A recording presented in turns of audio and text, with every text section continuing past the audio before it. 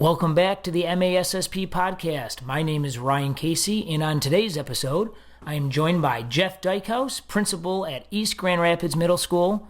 Jeff's building has gone all in on creating an alternate or flexed schedule for his students that allows both integration of SEL curriculum as well as opportunities for students to receive additional supports.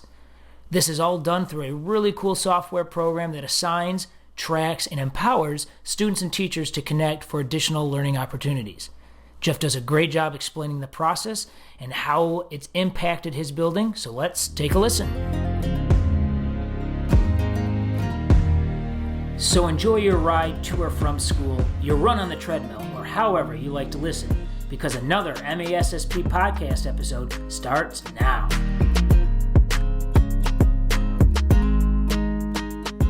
All right, well, Jeff, I know you are no stranger to the podcast, but thank you so much once again for taking a few minutes to hop on and share what's happening at East Grand Rapids Middle School.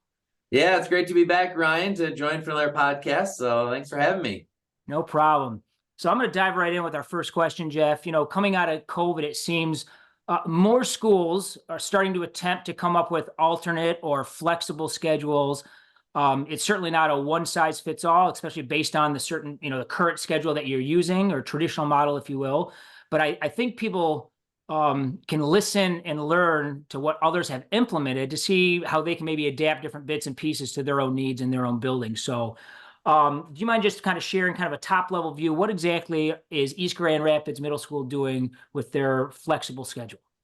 Yeah, no, if that's, one thing that was good that came out right out of the pandemic was that we need to consider what we're doing in schools, how we're doing it, and how we're meeting the needs of all of our kids. And so, as our district shifted out of COVID, our focus really became on the well-being of all of our students. And, that's more than just academics. And so we were looking at implementing an SEL program and where are we going to teach these social emotional lessons.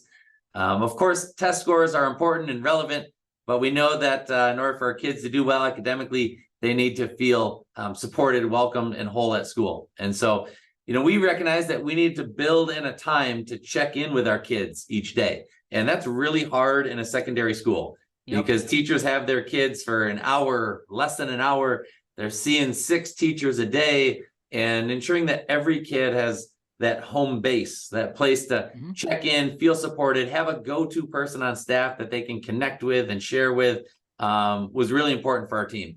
So we had rolled out an SEL program last year, the 22-23 school year, and we had teachers teaching it within their lessons. So a math teacher would have to pause their math lesson to teach the 30-minute SEL lesson, and that just felt really fractured, right? We learn algebra for 30 minutes and then stop and let's talk about feelings. It felt a little fractured for our kids and our staff. And so as we got to the end of the year last year, we talked about, we really need to look at making this time intentional for those types of lessons. And then we also had a recognition that the learning loss from COVID and the struggles of our kids meant that intervention was even more important. And our school had something called academic help. It was 10 minutes every day after school that kids could show up. Their teachers had to be there as part of their contracted time. And they could stop in, see a teacher for intervention. What we all know is that the kids that need intervention, unfortunately, don't always stay after school to receive it. And so it's a great idea, but in practice, we weren't meeting the kids that we needed to. And so we talked a lot about we need to build in intervention time during our school day to address that. And so big picture of this, we have a 6-hour day. So we shaved 5 minutes off each class. We created an extra period of time every day in our schedule, and it falls between our 5th and 6th hour. So the end of the day we felt was really important because, kids have been to most of their classes. The intervention, you can catch them at the end of the day, right? If you were taking a test and they didn't finish it, teacher can call them back that day to get that done. By that time of the day, most of the kids, if they have homework, they know what it is. So it's a great period of time for them to get at it and have time to do that. So we created this block of time. It's 25 minutes every day. Every kid was put into what we call this our peers group. And this is a time for them to have that connection. So every kid is assigned a peers teacher, and peers is spelled P-I-E-R-S. I know some people may think PEE, but RS, but it's peers, like the right, the structure out into the bay or the water.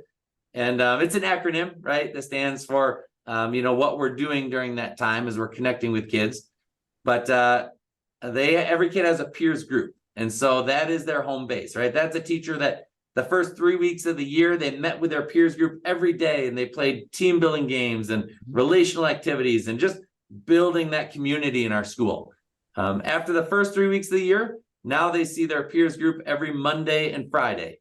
And so Mondays, they are doing an SEL lesson. And like I said, it's intentional. It's protected time that you're getting the same group of students hearing that lesson, building off each lesson to the next week, which is great.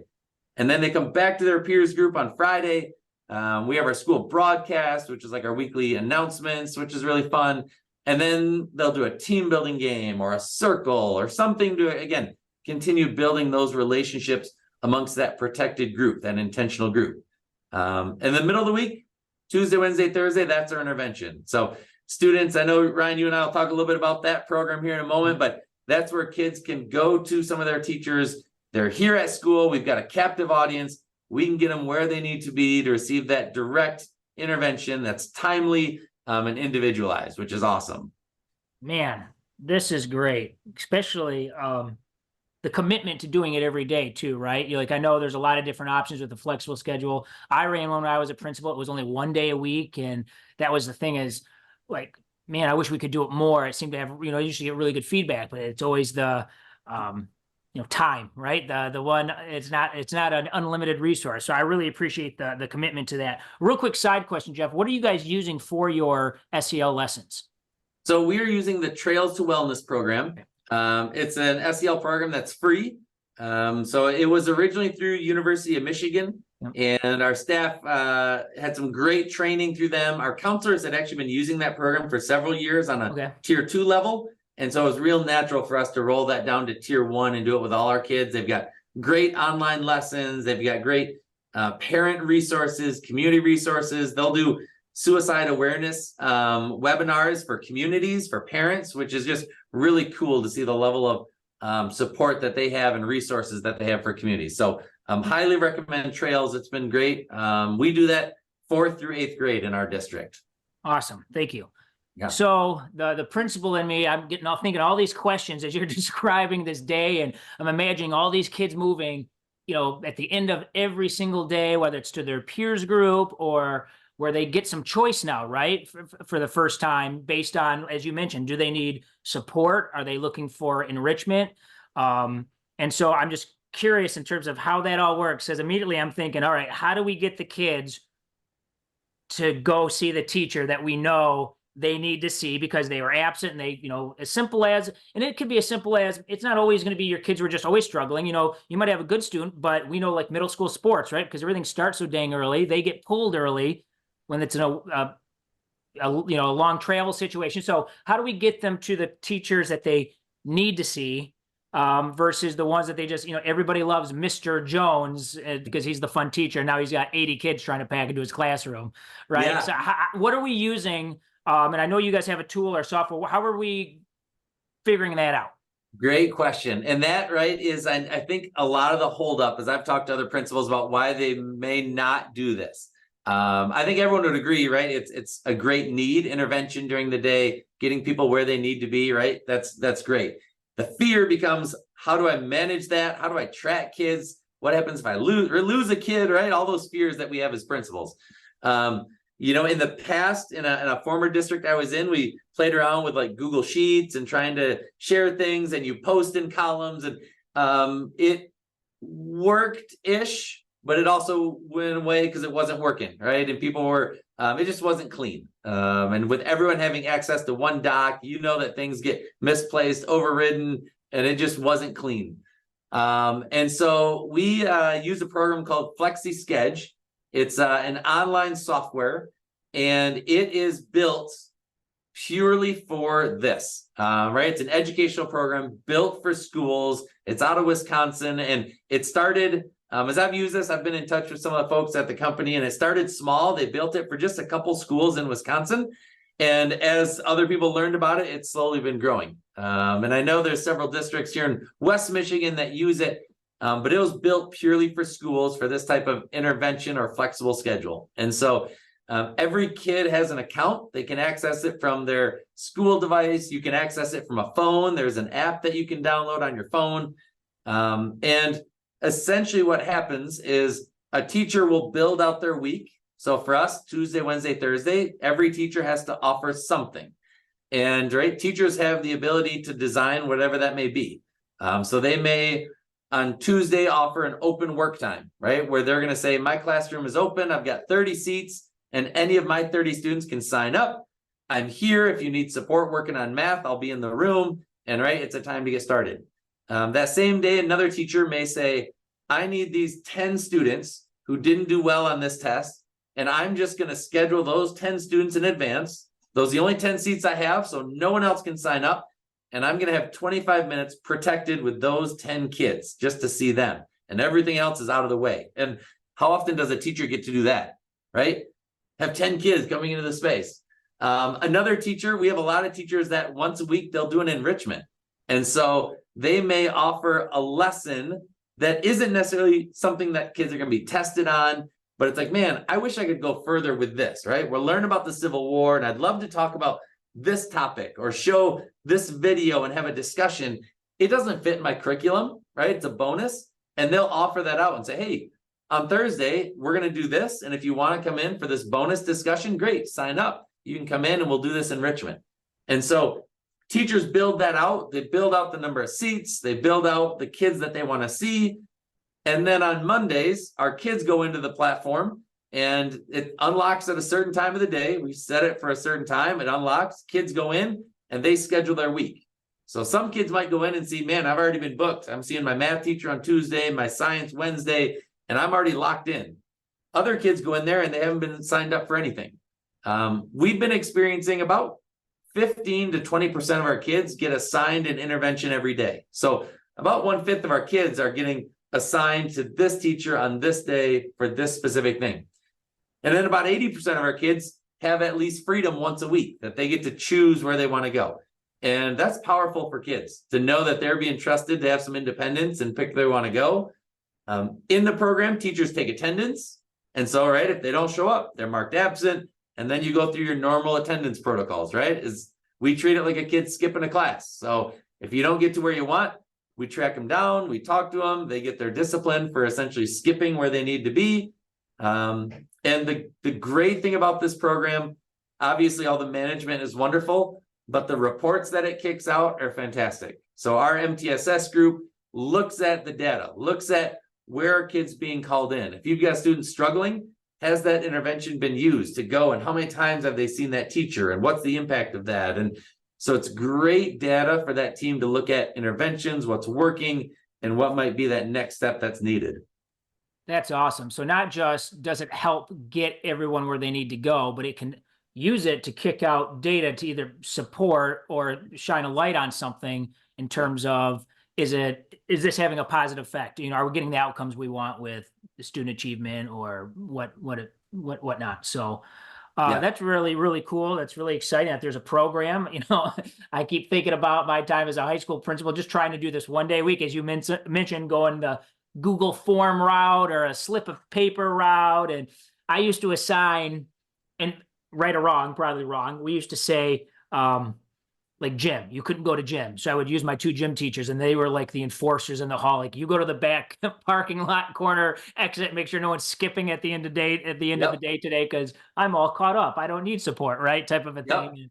But man, I wish I had this program. So that is really slick. One of the things that, we do too, because, someone may ask, like, man, how do you have it where a teacher can only have 10 kids, right? How do the numbers work, right? Because we've got 600 kids and they all have to be somewhere.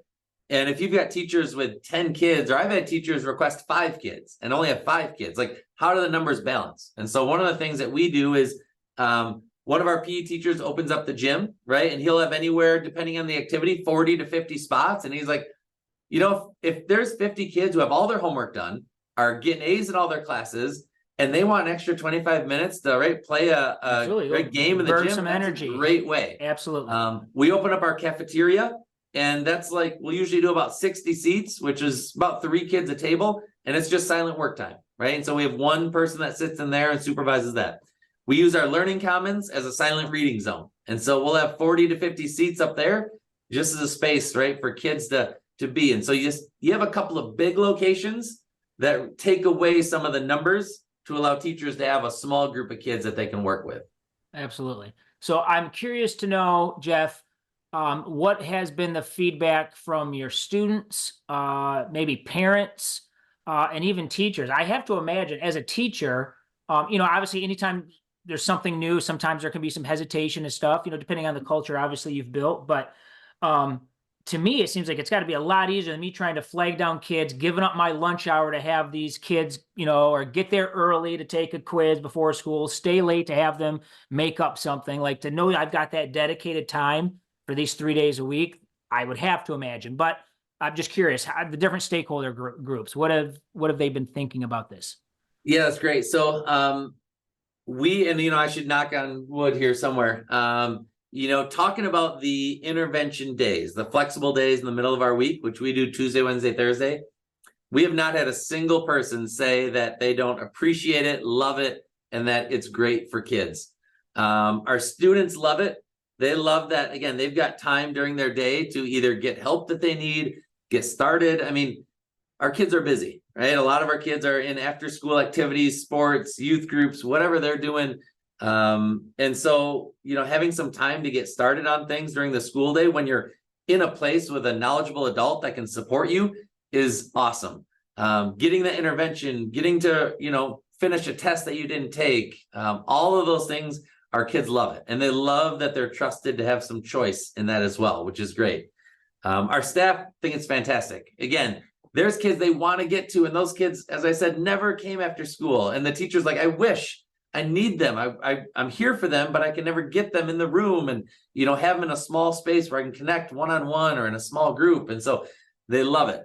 Parents, again, they appreciate that we're building this time in during the day so that their kids have access to their teachers when they need to.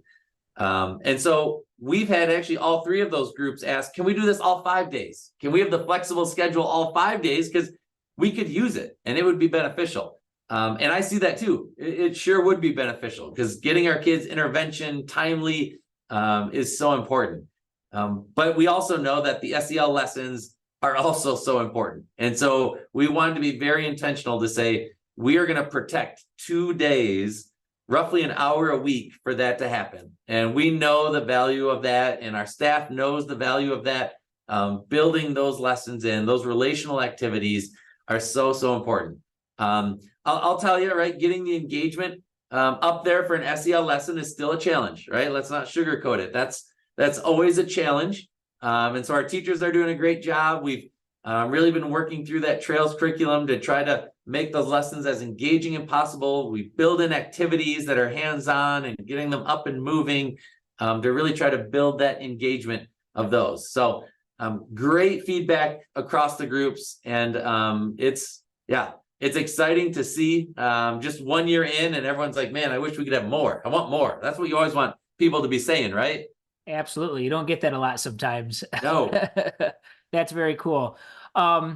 I have to imagine too, you kind of touched on it a little bit, especially with the report. So like when you do have a difficult conversation with a student who's struggling or a parent, it probably does help to say, hey, we've had, 3 days a week, we have opportunities for your child to request help in this class they're failing. They've never requested it, or the teacher has assigned them to come see them and they've skipped or they chose to go somewhere else and then we have to chase them down. So it seems like it supports a lot of different things you're trying to do for all the different tiered levels that you're working with on kids.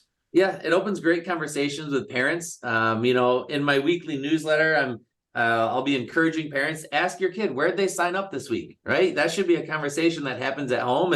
So my daughter is actually a 6th grader here at my building this year. And so it's fun. But that's something I ask her every Monday. What'd you sign up for this week, right? And as I'm monitoring how she's doing in school, right, I'm tracking that mentally to think, all right, that's great. She's signing up with her math teacher when she's got a test coming up. She's signing up here. So It's great conversation for our parents and our students to have, just to talk about how are you seeking out the help, right? We're trying to build independent and motivated learners, and the kids have to have some ownership there, right? Yeah. So great conversations that we're having with kids and parents. So this is probably my own bias with this next question, because I kind of tend to think of things through a high school lens, because most of my experience has been with high school students. And so maybe you are able to trust them a little more to get to where they're supposed to be going. And like I said, I didn't have a program for this, and we only did it one day a week. I mean, how important, and especially working with middle school students, is it to have an actual program resource like the Flexi Schedule in place in order to send them to these places every single day? I mean, would you think it'd be possible to do this with, on Google Sheet tracking or whatever? I wouldn't even try it. I would not even attempt it. The small fee, of course, Flexi Schedule, you pay a fee for it. But the small fee that you pay is way, like, it's double worth, right? What you would pay in the fee, just to run this program. Middle school kids crave and need structure and routine and procedures and process, and knowing that there's a system that's going to capture it. I think teachers crave that. They want to know that there's something that can track and monitor and these reports. I would not have attempted to run a flexible schedule or program without having this software system in place to be able to do everything we need on the back end to make sure that we're tracking kids and getting them where they need to be, and then having all those reports afterwards. Yes, that kind of made that comparison, right? Middle school to high school. And I think that's some of the fear sometime, right? Right. And I've been at a high school as well, and now at the middle school, is right. Like, ooh, sixth grader, can I trust them to get to where they need to be? And right. And can I monitor them? And right, you have to build in those procedures, expectations, reinforce those. We'll do, once a month, once every other month, go in front of all of our kids and talk about expectations, remind them, send out a reminder video that shows what they need to do, just to keep reinforcing that. But our kids will meet us, right? We build that, we put the expectation here, our kids will meet us there. Well, I just like the fact that, using the sixth grader example, you're getting to think about and kind of being able to advocate for themselves and be able to think about, what do I need to do to be able to accomplish X, or this goal that I'm setting for myself, or for a certain mark or grade, or be able to support myself. And so, like I said, maybe you're building in those opportunities by offering, a program or initiative like this. So final question, Jeff, I know we got to get you back to the classrooms and to the hallways. Just any advice for people who are thinking about potentially trying an alternate or a flexible schedule? Any advice, any resources, anything to think about that we haven't touched on yet? Yeah, I mean, obviously we've talked about it, but number one, right, seeking out a program. And I know there's a few. Flexi Schedule works great for us. So seeking out a program that's going to help you monitor, track, all those things important. The second thing I'd say is, don't try to do it yourself. There's enough principals here in our state that are doing this, and schools that are doing it, that reach out to someone that has a program in place just to learn a little bit. We went and visited 2 other schools before we rolled out our program to see what they do. And we learned from both of them. And our system is like a hybrid of both of those put together, right? We took this from that school, we took this from that school, and we built our program. And so find out someone in your area, your region, that's doing it, and reach out to them. I would welcome anyone to reach out to me, or come visit our school and watch it in operation, watch it take place. We'd love to show you what we're doing, to talk about it, to tell you our pitfalls. It took us about 1.5 years to go from like thinking about doing this to doing it. And so we could talk a lot about what happened in that 1.5 years, and the things we stumbled over versus getting to our rollout. And so talk to people, do some research, visit some schools. But it's a great thing for kids, and staff love it. So highly recommend it. Awesome. Well, I learned a ton. Usually what happens when I do this podcast, I found about programs like this and I go, man, I wish I would have had this when I was back in the building. So as always, appreciate all that you do to support principals across the state. If people want to get a hold of Jeff, you can find his contact information also on the MASSP website, because he is a board of directors member representing all of our middle school principals across the state. So, Jeff, thank you for the time. It's great talking to you always, and we will catch you a little later this school year and possibly up at Traverse City for EdCon. Absolutely. I will be there. Hope to see everyone else up there. And yeah, thanks for your time today, Ryan. It's always great to see you. Take care. And that's going to do it for this episode. Thank you for listening to the MASSP podcast. Remember, you can listen to this podcast and others anywhere you get your podcasts, including Apple Podcasts, Spotify, and iHeartRadio. Just search for MASSP or hit the subscribe button right now.